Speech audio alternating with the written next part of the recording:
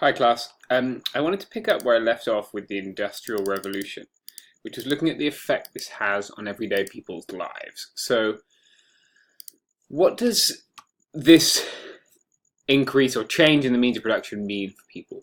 What it means is that people's lives get substantially different. Not only do their lives not get better, but they're also often removed from the family situations in which they were working and forced into a wage labor situation, right? And this is where Marx and Engels begin to enter our course, specifically Friedrich Engels, who co-writes with Karl Marx a lot. He's able, through his research, to show that people die 4 times more often from infectious diseases, right, like smallpox and measles, in these new cities than they do in the surrounding countryside. And the overall death rate in some of these most industrial of cities is significantly higher than the national average, right? So for the people working in the Industrial Revolution, this isn't all wonderful like it is for if we might only look at the economic information, right? Here's a picture of children were very prized in coal mines because children are smaller than adults. So here's a child pulling a cart full of coal. Children were expected to work from as young as 4 years old. As I say, they could crawl through tunnels that were too low and too narrow for adults. So in 1788, in these water-powered cotton mills, these early pre-steam cotton mills, 2/3 of the workers are children. Karl Marx says British industry could live but by sucking blood and children's blood too. So this is the idea of the Malthusian trap, right? The Malthusian trap says that food required and food overlap, right? So this is population, and this is or quantity of food and time. And at this point, right, the food required roughly maps to population, right? So as population goes up, obviously population doesn't go up in a linear fashion because 2 people will have either 3 children or 2 children. But it tends to grow up exponentially, right? Because those children will then have children. This Malthusian idea holds that at some point, population will reach the carrying capacity. The carrying capacity is the ability of an economy or a polity to produce food, and that when it reaches that carrying capacity, population won't be able to increase anymore because people will die, right? When we talk about the increase of foods from the New World, we see this Malthusian line move up, right? Because there are new foods that can provide more calories on the same amount of land. So this is a very popular idea at the time. And essentially it says that either we'll increase our productivity or our working class will starve, which gives you an idea of how the elites of bourgeoisie saw the working class. Now, the Industrial Revolution concentrates these people who are suffering the consequences of it in one very small space, right? In a factory space. And this facilitates the organization for the first time of collective bargaining, which is, first it comes in the form of trade unions, right? The first people who are really able to get any leverage with unionization are skilled workers. Skilled workers are hard to replace. It's easy to replace someone who does brute manual labor, right? It's harder to replace somebody who does some work which requires a special skill. So Chartism is an early example of a working class movement. It emerged as around 1836, but it's most active in this decade from 1838 to 1848. And the Chartists want to gain political rights for the working class because they want to use those political rights to get the things that they need to live a happy and productive life, right? So they call it a knife and fork question, a bread and cheese question. A charmingly British way of phrasing their concerns. And there were divisions in the Chartist movement between physical force Chartists and moral force Chartists, which will continue to be divisions in the working class movement for more than a century afterwards, right? The idea of whether we should just use moral force, i.e. try and persuade people that this is right, or to use physical force and try and show that the numbers are on the side of the working classes, right? So they should threaten violence. And they deliver these petitions, but these petitions are rejected. The last petition contains 6 million signatures, which is a lot in 1848, right?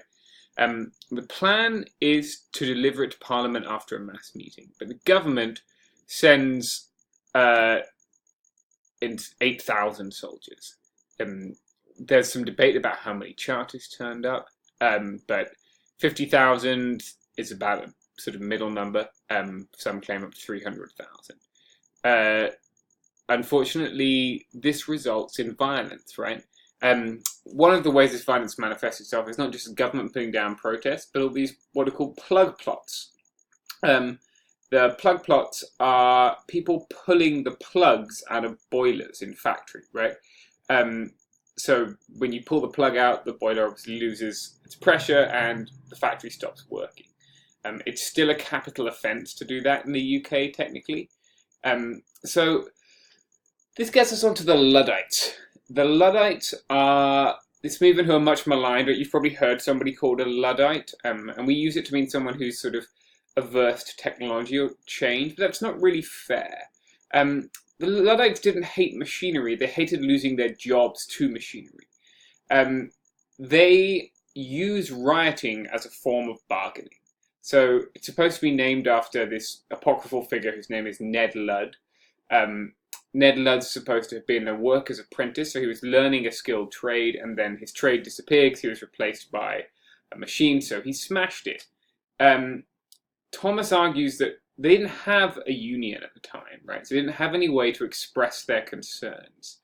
And so in order to try and express their concerns, they resorted to this collective bargaining by riot. The machinery was just a conveniently exposed target, as Thomas puts it, against which an attack can be made. It's the new system that they don't like. There doesn't seem to have been a particular political sort of motive other than they wanted to keep their jobs. They didn't really have a national organization. It was a sort of ad hoc movement. But at one point, there were more soldiers fighting the Luddites than Napoleon. Why? Because they present a very real threat to the British economy, right? In 1813 in the UK, many of them were convicted in a mass trial and hung. And like I say, breaking machinery in a factory remains a capital crime. That means it carries a death sentence in the UK. So let's look at socialism. They begin with these different perspectives on violence, which I spoke about before. And then they don't begin with Marx, right? Blanqui in France is an earlier socialist, but they have this discussion of whether they should be purely philosophical or whether they should use violence to get to where they want to get to. Marx argues that class struggle is what makes history. Classes develop identity through conflict, and conflict will help develop class consciousness. So the struggle in Britain, as he sees it, is between capitalists who want labour and workers who want to be paid. Marx says that production is what gives life meaning. It pits every worker against the other. It does away with their desire to cooperate. So his idea is that the working class have a collective interest, right? We'd use that diagram in the last lecture, the idea of the surplus, right? The profit that's generated.